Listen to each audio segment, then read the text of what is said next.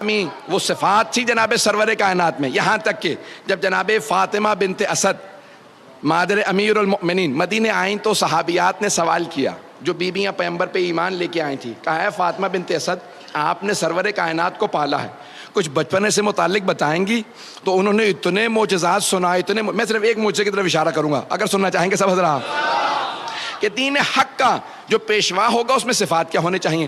تو کہا کہ رسول خدا کو بچپنے سے خرمے بہت پسند تھے، تو میں بہترین جو خرمے ہوتے تھے نا چن کے ان کے لیے رکھ دیتی تھی کہ جب گھر آئیں گے تو خرمے کھا لیں گے، کھجور کھا لیں گے۔ کہ ایک دن میری آنکھ لگ گئی، دوپہر کی گرمی تھی کیونکہ پیغمبر کو آنے میں دیر ہو گئی، تو جیسے پیغمبر گھر آئے تو اچانک کچھ دیر بعد میری آنکھ کھلی، کہا رسول خدا کے آنے کا وقت ہو گیا، تو آپ نام لیتی تھی، کہا کہ بی محمد کے آنے کا وقت ہو گیا۔ کہا میں اٹھی فوراً صحن میں گئی کہ میں خرمے جو پک جاتے تھے وہ گر جاتے تھے وہ جمع کر لوں اور دھو کے رکھ دوں۔ کہا جیسے میں اٹھی صحن میں گئی تو دیکھا کہ رسول خدا درخت کو اشارہ کر رہے ہیں کہ جھک جا، جیسے ہی وہ درخت جھکا تو آپ نے خرمے اتارے اور پھر کہا واپس چلا جا۔ توجہ۔ تو جناب فاطمہ بنت اسد نے کہا رسول خدا نے درخت کو اشارہ کیا، وہ جھک گیا، کہا پھر واپس چلا جا، واپس چلا گیا۔ جب 10 برس 9 برس کے سن میں پیغمبر کو پتا ہے کہ میرے اشارے پہ درخت جھک جائے گا، تو جب 40 برس کے ہوں گے تو پتہ نہیں ہوگا میں اللہ کے رسول ہوں؟ پتہ نہیں بات پہنچ رہی ہے نہیں پہنچ رہی؟ عزیزان گرامی، جب سب جانتے ہیں یہ عام ہستی نہیں ہے، بڑی بڑی ہستیاں گواہی دے رہی ہیں، تو نشانیاں ساری کتابوں میں آتی رہیں گی اور وہ نشانیاں بتائیں گی کہ یہ رسول خدا اللہ کے رسول ہیں۔ نشانیاں بہت سی ہیں، میں بہت جلدی شاید میں نے کبھی پیش کیے ہوں، پڑھ چکا ہوں، اس وقت میں اتنی مجالس پڑھ رہا ہوں کہ مجھے یہ یاد نہیں رہتا کہ کون سی چیز کہاں پڑھی ہے، اس کے لیے معذرت اگر کبھی آپ نے سنا ہو۔ کہ اب نشانیاں علامہ محمد باقر مجلسی نے حق الیقین میں، بحار الانوار میں، اور سید نعمت اللہ جزائری نے انوار النعمانیہ میں، اور بزرگوں نے مختلف کتابوں میں ان معجزات کو درج کیا ہے۔ میں پیش کرنا چاہ رہا ہوں بہت جلدی کہ سرور کائنات کے جسد مطہر کے اندر معجزات کو لکھا گیا ہے کہ وہ آخری نبی آئیں گے، ان میں کچھ صفات ہوں گی، ایسی صفات ہوں گی جو کسی اور میں نہیں تھی۔ جتنے معجزات اللہ نے سارے انبیاء کو دیے ہیں اس سے زیادہ معجزات سرور کائنات کو عطا کیے ہیں، اور ان معجزات سے پتہ چلے گا کہ یہ اللہ کے بھیجے ہوئے رسول ہیں۔ وہ معجزات بتائیں گے تو اب 24 معجزات جسد مطہر میں ہیں، رسول اسلام کے جسم مبارک میں ہیں، جسد مطہر میں ہیں، رسول اسلام کے جسد مطہر کے اندر 24 معجزات علماء نے درج کیے ہیں۔ سننا چاہیں گے تو میں پڑھوں گا۔ آپ کی توجہات عقیدتوں محبتوں کی نظر کر رہا ہوں، زیادہ وقت نہیں لوں گا، آدھے گھنٹے کے اندر بات مکمل ہو جائے گی، میرا آپ سے وعدہ ہے۔ تو عزیزان گرامی 24 معجزات میں سارے نہیں پڑھوں گا، جتنے پڑھ سکوں گا جہاں تک وقت رہا اور جتنے آپ میں طاقت ہوئی سننے کی میں پیش کروں گا۔ جسم مبارک میں علماء نے لکھا رسول اسلام کے 24 معجزات کا، جہاں سے بھی رسول خدا گزرتے تھے سر پہ ایک ابر رہتا تھا، ایک بادل رہتا تھا، کیونکہ خالق کو یہ برداشت نہیں تھا کہ ان کے سائے پہ کسی کے پاؤں آ جائیں، ان کے سائے پہ بھی کسی کے پاؤں نہ آئیں۔ اب اگر کبھی کسی نواسے کو کاندھوں پہ سوار کریں تو پھر ماننا پڑے گا خالق کی اجازت تھی۔ میں بہت تیز سے گزروں گا۔ تو پیغمبر اسلام نے پیغمبر اسلام سے متعلق 24 معجزات علماء نے درج کیے ہیں۔ پہلا، سر پہ ہمیشہ ابر رہتا تھا، ایک بادل رہتا تھا۔ دوسرا، قد آور سے قد آور آدمی جب پیغمبر کے سامنے آتا تو رسول اسلام سر سے لے کے گردن تک اونچے نظر آتے تھے۔ کوئی بھی بلند قامت سے بلند قامت آدمی پیغمبر کے سامنے آتا تو سر سے لے کے گردن تک چھوٹا نظر آتا تھا۔ پیغمبر بہت زیادہ لمبے نہیں تھے لیکن وہ آدمی پھر بھی چھوٹا نظر آتا تھا۔ صحابہ کہتے تھے یا رسول اللہ یہ کیا ماجرا ہے؟ کہا میرے خالق کو منظور نہیں کوئی مجھ سے اونچا نظر آئے۔ کتنے لوگ ہیں یا نہیں؟ یہ دوسرا معجزہ بھی میں نے صرف پیش کیا ہے۔ تیسرا معجزہ علماء نے لکھا ہے، کہا کہ آپ کا جو پسینہ تھا اس سے خاص خوشبو آتی تھی جو نہ کسی گلاب میں تھی، نہ کسی پھول میں تھی، نہ کسی عطر میں تھی۔ آپ کے پسینے سے خاص خوشبو آتی تھی، توجہ ہو، پسینے سے خاص خوشبو آتی تھی، جسم مطہر سے خاص خوشبو آتی تھی، ایسی خوشبو آتی تھی کہ جہاں سے آپ گزر جاتے تھے 1 سے 2 دن تک کافر و مشرک جب وہاں آتے تھے تو سونگ کے بتاتے تھے لگتا ہے محمد گزرے ہوں گے۔ تو دوسرا پوچھتا کیسے معلوم؟ کہ وہ جو خوشبو ان کے بدن سے آتی ہے نا وہ اس جگہ سے آ رہی ہے۔ اب سمجھ میں آیا یہ حدیث قصہ میں جب دونوں شہزادے گھر میں آتے ہیں تو جناب سیدہ سے کیوں کہتے ہیں انی اشم عندک رائحۃ طیبۃ، کأنہا رائحۃ جد رسول اللہ. مادر گرامی، آپ کے پاس سے ایسی خوشبو آ رہی ہے جیسی نانا کے بدن سے آتی ہے. تو جسد مطہر سے ایسی خاص خوشبو آتی تھی، جہاں سے گزرتے لوگ بتاتے کسی بغیر خوشبو کے ایسی خوشبو آتی تھی. سنیں گے نا معجزہ کہ جسد مطہر سے خوشبو آتی تھی. ایک اور کہ جب راستے پہ چلتے تھے تو بعض اوقات کچے پہ چلتے تھے، گارے پہ، ریت پہ، مٹی پہ چلتے تھے، قدموں کے نشان نہیں بنتے تھے. اور بعض اوقات چٹانوں پہ پاؤں رکھتے جاتے تھے، نشان بنتے جاتے تھے. اب سمجھ میں آئے یہ قدم گاہ کے نشان کیوں ہیں. بعض اوقات پاؤں چٹانوں پہ رکھتے تو نشان بنتے چلے جاتے. تو بعض علماء نے لکھا کہ اگر بعض صحابہ نے سوال کیا یا رسول اللہ بعض اوقات ہمیں لگتا ہے کہ آپ مٹی پہ نہیں چل رہے ہیں، اس سے اوپر چل رہے ہیں، آپ کے نشان نہیں بنتے اور چٹانوں پہ نشان بنتے چلے جاتے ہیں بعض اوقات، یہ کیا وجہ ہے؟ کہا میں اختیار رکھتا ہوں جہاں چاہوں میرے قدموں کے آثار باقی رہیں. ارے جسے قدموں کے آثار پہ اختیار ہو، کیا دلوں پہ اختیار نہیں ہوگا؟ تو کہا کہ اور کیا معجزات ہیں؟ کہ جناب سرور کائنات کی پیشانی سے خاص نور نکلتا رہتا تھا، خاص نور نکلتا تھا پیشانی سے، کہ یہاں تک کہ امہات المؤمنین کہتی ہیں دن میں اگر سوئی کھو جاتی تھی تو ہم رات کا انتظار کرتے تھے. تو صحابہ نے کہا کہ مادر گرامی اب رات کا انتظار کیوں کرتی تھی؟ رات میں تو اور زیادہ تاریکی ہو جاتی ہے. کہ نہیں، رات میں پیغمبر گھر تشریف لاتے تھے اور ان کی پیشانی کا نور اتنا زیادہ ہوتا تھا کہ دن کے چراغ میں جو سوئی نہیں ملتی تھی، پیغمبر کی پیشانی کے نور میں رات میں مل جاتی تھی. میں امت کے سارے بیٹوں سے کہوں گا ملاؤں کی نہ ماننا، ماں کی بات مان لینا. امہات المومنین نے کہا محمد ہم جیسے نہیں ہیں. ان کی پیشانی سے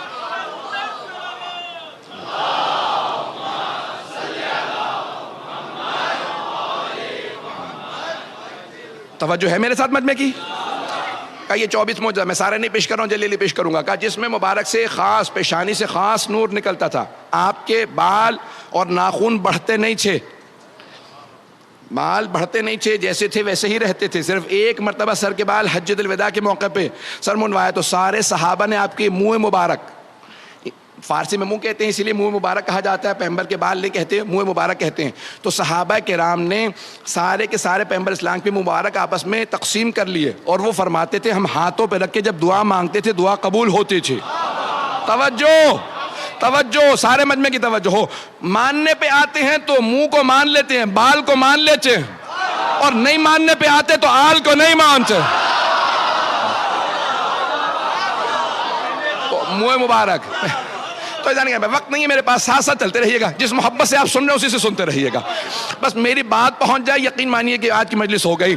ایزان گرامی اب تو منہ مبارک پیغمبر اسلام کے ناخن نہیں بڑھتے تھے، جب سفر کرتے ناخن کاٹتے نہیں تھے. پوچھا کیوں؟ کہ ایسا نہ ہو کہ کاٹ کے پھینکے لوگوں کے پاؤں آئیں. تو کہا منہ مبارک اور آپ کے ناخن بڑھتے نہیں تھے. توجہ رکھیے گا، یہ معجزات ہے پیغمبر کے، عام نہیں ہے پیغمبر اسلام کی ہستی. تو آپ کے منہ مبارک، آپ کے ناخن، یہاں تک لکھا ہے کہ سرور کائنات جب وضو کرتے تھے تو صحابہ وضو کا پانی بہنے نہیں دیتے تھے. یہاں تک کہ خود شیخ مرتضیٰ مطہری نے بھی لکھا، بڑے بڑے علماء نے لکھا، صحابہ کرام فوراً ظرف لے کے آتے، برتن لے آتے. کہ پیغمبر کے وضو کا پانی گرنے نہ دینا. جب پیغمبر وضو کر رہے ہوتے تھے تو وہ فوراً ظرف نیچے رکھ دیتے، یہ پیغمبر کے بدن سے مس ہوا پانی ہے، لے جانا، بیماروں کو پلانا، شفا مل جائے گی. تو صحابہ کرام تبرکن پیغمبر کے بدن سے مس ہوا پانی لے جاتے تھے، تبرکن. تبرک کے منکروں کو بتا دیجئے صحابہ تبرک کو مانتے تھے.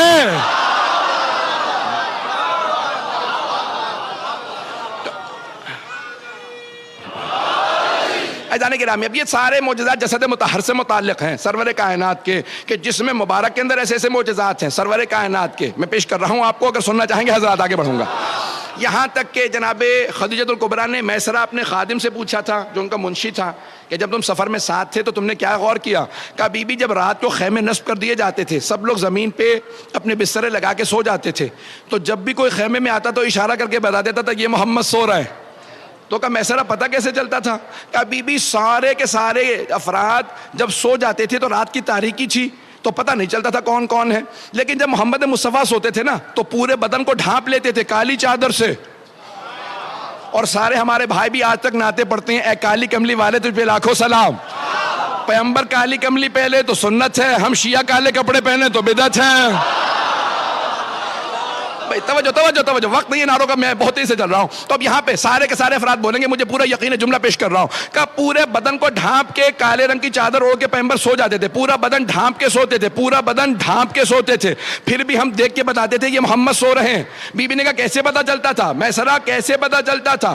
کہ بی بی جب سارے سو رہے ہوتے تھے تو وہ سب کے سب تاریکی میں ہوتے تھے، لیکن جب محمد مصطفیٰ سوتے تھے تو ان کے بدن سے نور چھن چھن کے نکلتا تھا، کالی چادر سے بھی نور باہر آ رہا ہوتا تھا. ہم نور دیکھ کے بتا دیتے تھے یہ محمد سو رہے ہیں. تو اب مجھے کہہ لینے دیجئے، اگر پیغمبر کو شب ہجرت کسی کو اپنے بستر پہ سلانا ہو تو کسی ایسے کو سلائیں گے جس کے جسم سے ویسا ہی نور نکلتا ہو.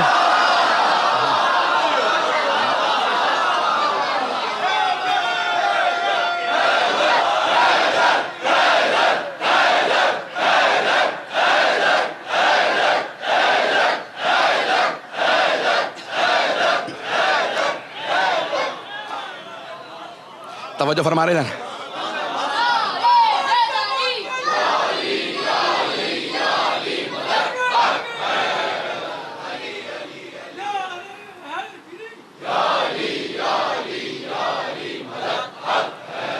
توجہ فرما رہے جانے گرامی. تو اب جسد مطہر کے اندر سرور کائنات، کیسے جانے گرامی؟ سرور کائنات کوئی عام ہستی نہیں ہے، اس زمانے کے لوگ. پیغمبر فرماتے ہیں اس زمانے کے لوگ مجھے دیکھ رہے ہیں، اگر نہ مانے تو پھر ان کی کیا حیثیت ہے کہ دیکھ رہے ہیں پھر بھی نہیں مانتے. اور آپ نے سخت جملے استعمال کیے ہیں، لیکن ایک جملہ فرماتے ہیں، کہتے ہیں لیکن میرا سلام و میری آخری امت پہ جو بغیر دیکھے مجھ پہ ایمان لائے گی. پیغمبر نے سلام بھیجا اپنی آخری امت پہ کہ بغیر دیکھے ایمان لے آئیں گے. تو جتنی کتابوں کے اندر رسول اسلام کے جسم سے متعلق اور ایسے ایسے معجزات لکھے ہیں کہ خود چاند کے 2 ٹکڑے کرنا. عزیزان گرامی، ناسا جو امریکہ کا سب سے بڑا ادارہ مانا جاتا ہے خلا سے متعلق، اسپیس سے متعلق جو تحقیقات کی جاتی ہیں، اس کا نام ہے NASA ناسا. تو انہوں نے باقاعدہ ابھی پچھلے دنوں ایک رپورٹ آؤٹ کی تھی، اور اس کے بعد پھر کسی مسلمان نے اس پہ آرٹیکل لکھا تھا. کہا جب چاند پہ گئے تو خود چاند کے اوپر ایک عجیب سی لکیر نظر آئی ہے، جیسے چاند کو کاٹ کے دوبارہ جوڑا گیا.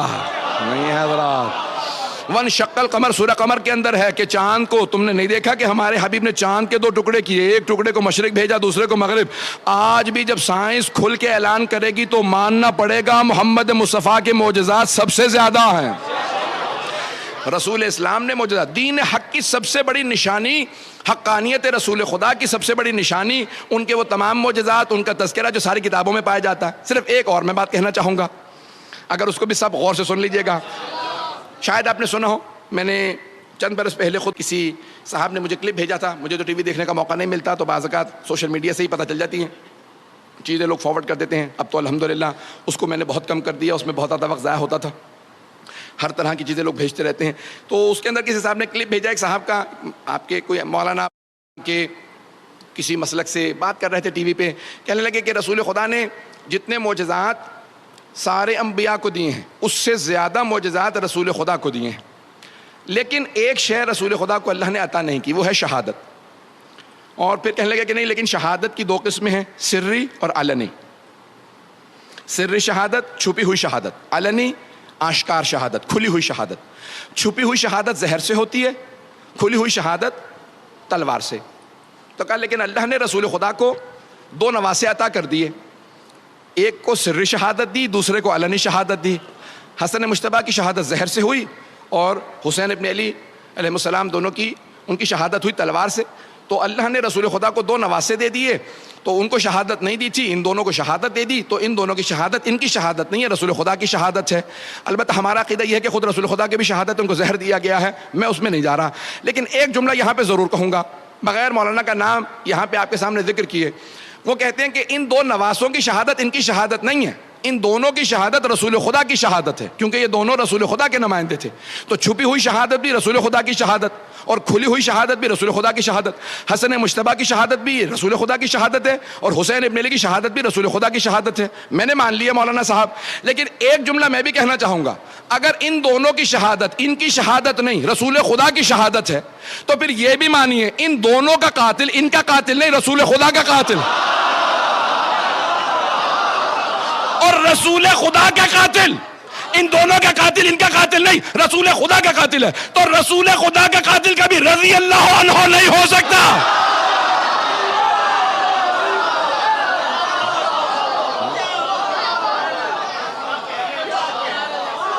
ان دونوں کا قاتل کبھی بھی رضی اللہ عنہ نہیں ہو سکتا، کیونکہ ان دونوں کی شہادت رسول اسلام کی شہادت ہے، تو ان دونوں کا قاتل رسول خدا کا قاتل ہے۔ قاتل رسول کو کبھی کوئی جرت نہ کرے رضی اللہ عنہ کہنے کی۔ عزیزان گرامی، پیغمبر اسلام کے متعدد معجزات تھے جن سے ثابت ہوتا ہے کہ آپ نمائندہ پروردگار ہیں اور آپ کا دین دین حق ہے۔ اور آج بھی رسول اسلام کے معجزات کچھ زندہ موجود ہیں۔ سب سے بڑے دو معجزات جو آج تک باقی ہیں، پہلا سب کے سب فوراً جواب دیں گے، قرآن کریم ہے، اور دوسری ان کی آل ہے۔ ایک پہ سارے مسلمان متفق ہیں، وہ کہتے ہیں نہیں، ایک معجزہ قیامت تک کے لیے باقی رہے گا۔ کون سا معجزہ؟ وہ ہے قرآن کریم۔ تو قرآن کیا ہے؟ کتاب ہے، درس ہے۔ اس کے لیے، کتاب کے لیے مدرس کی ضرورت ہے، معلم کی ضرورت ہے، مفسر کی ضرورت ہے، مبین کی ضرورت ہے۔ جب آج تک قرآن باقی ہے تو پھر وارث قرآن بھی باقی ہونا چاہیے۔ تو ہم یہ کہتے ہیں کہ وہ جو پردہ غیب میں امام باقی ہے وہ وارث قرآن ہے، وہی وارث رسول ہے، وہ ہر چیز کے وارث ہیں، اور وہ زندہ ان کا خود رہنا یہ اللہ سبحانہ و تعالیٰ کا ایک وعدہ ہے۔ ایک جملہ میں ہمیشہ کہا کرتا ہوں، کہہ کے آگے بڑھ جاؤں گا۔ عزیزان گرامی، بہت سے افراد کہتے ہیں کہ کیسے ہو سکتا ہے کوئی امام ہو، پردہ غیب میں ہو، نظر نہ آتا ہو اور زندہ ہو؟ انہی سے مسلمانوں سے سوال کر لیجئے، شیطان کو مانتے ہو؟ ہاں مانتے ہیں۔ بھئی آپ نے یہ گناہ کیسے کر دیا؟ مجھے شیطان نے گمراہ کر دیا تھا۔ کیسے گمراہ کیا؟ ارے وہ نظر نہیں آتا، دل میں وسوسہ کر دیتا ہے، تو وہ شیطان جو نظر نہیں آتا وسوسہ کر دیتا ہے اسے تو مان لیتے ہو، اور وہ جو خدا کا نمائندہ ہادی برحق ہے اسے ماننے سے کیوں انکار کرتے ہو؟ عزیزان گرامی، جب پردہ غیب کے اندر کوئی چھپ کے گمراہ کر سکتا ہے تو پردہ غیب سے کوئی ہدایت بھی کر سکتا ہے۔ تو عزیزان گرامی، یہیں پہ بات کو میں مکمل کر دیتا، لیکن بس ایک اشارہ کرنے کے بعد پھر چند جملے مصائب کے، کہ پیغمبر اسلام کو اللہ سبحانہ و تعالیٰ نے کائنات پہ حقانیت کے ساتھ بھیجا ہے، قیامت تک کے لیے آپ کے دین کو لازم و واجب قرار دیا ہے سب پہ اطاعت کے لیے، اور تمام انبیاء پہ بھی آپ کی اطاعت واجب ہے، ائمہ پہ۔ یہ رسول اسلام کا زندہ معجزہ ہے کہ آج آپ کا قرآن بھی باقی ہے اور آپ کا وصی بھی باقی ہے، اور جب جناب عیسیٰ بھی ظہور کریں گے تو رسول اسلام کے 12ویں وصی کے پیچھے کھڑے ہو کے نماز پڑھیں گے۔ تو پروردگارہ یہ سارا تو نے انتظام کیا۔ ہاں، حقانیت کی بہت سی دلیلیں، اور ایک آپ کے جو فداکار تھے، جو آپ پہ قربان ہونے والے تھے، جو بڑی بڑی جلیل القدر ہستیاں، ان میں ایک نام ہے جناب حمزہ کا۔ میں نے بھی تذکرہ کیا تھا فضائل کے اندر بھی۔ مصائب بھی دو جملے آج ان کے سن لیجئے، ان کے مصائب بہت کم پڑھے جاتے ہیں، میں نے شاید کبھی پیش کی ہوں تو سن لیجئے۔ عزیزان گرامی، جناب حمزہ امام حسین علیہ السلام سے پہلے سید الشہداء، میدان احد میں ابو سفیان اور ہندہ نے ایک مرتبہ غلام خریدا، نام تھا اس کا وحشی، اردو میں آپ لوگ وحشی کہتے ہیں، عربی میں وحشی کہا جاتا ہے۔ وحشی یعنی بہت خونخوار درندہ صفت غلام تھا، حبشہ کا تھا، اور نیزہ اندازی میں بہت ماہر تھا۔ تو ابو سفیان اور ہندہ نے دونوں نے، یزید کے دادا دادی معاویہ کے والدین نے، اس غلام کو خریدنے کے بعد کہا کہ تم یا محمد مصطفیٰ کو مار دو یا علی مرتضیٰ کو، دونوں میں سے کسی ایک کو مار دو گے تو ہم تمہیں آزاد کر دیں گے، پیسے بھی دیں گے، اور بہت کچھ کہا۔ تو اس نے کہا نہ میں رسول خدا صلی اللہ علیہ وسلم کو مار سکتا ہوں، نہ علی مرتضیٰ کو۔ تو ہندہ نے پوچھا کیوں؟ کہا کیونکہ رسول خدا کے چاروں طرف اطراف میں لوگ بہت زیادہ ہوتے ہیں، چاروں طرف لوگ ہوتے ہیں، اور علی کی نظر چاروں طرف ہوتی ہے، علی چاروں طرف دیکھ کے مقابلہ کرتے ہیں۔ کہا میں نہیں مار سکتا۔ کہا پھر میں اور کچھ نہیں سنوں گی، تم حمزہ کو مار دو۔ تو اس نے کہا ایک شرط پہ، میں حمزہ کو سامنے سے نہیں مار سکتا، میں چھپ کے وار کروں گا، اور نیزہ ان کی پشت سے اتنی زور سے ماروں گا کہ سینے سے باہر نکل آئے۔ اس نے کہا ٹھیک ہے، ہمیں منظور ہے، حمزہ کو مار دو۔ کہا وہ شیر کا شکار کرنے والے ہیں، میں سامنے سے وار نہیں کر سکتا۔ اس نے چھپنے کے بعد ایک مرتبہ جناب حمزہ کو میدان احد میں ایک ایسی برچھی ماری کہ پشت سے داخل ہوئی، سینے سے، سامنے سے وہ نیزہ باہر نکل آیا۔ جناب حمزہ جب گر رہے تھے تو بار بار ایک ہی جملہ دہراتے تھے، یا رسول اللہ آپ تنہا رہ جائیں گے۔ اپنے جن سے انسان محبت کرتا ہے نا ان کی تنہائی کا انسان کو بڑا صدمہ ہوتا ہے. اب سمجھ میں آیا. یہ جو میدان کربلا میں ہر امام حسین کے انصار میں سے شہید ہوتے ہوئے بس ایک ہی کہتے تھے مولا ہمیں مرنے کا کوئی غم نہیں لیکن آپ کی تنہائی کا بڑا صدمہ ہے.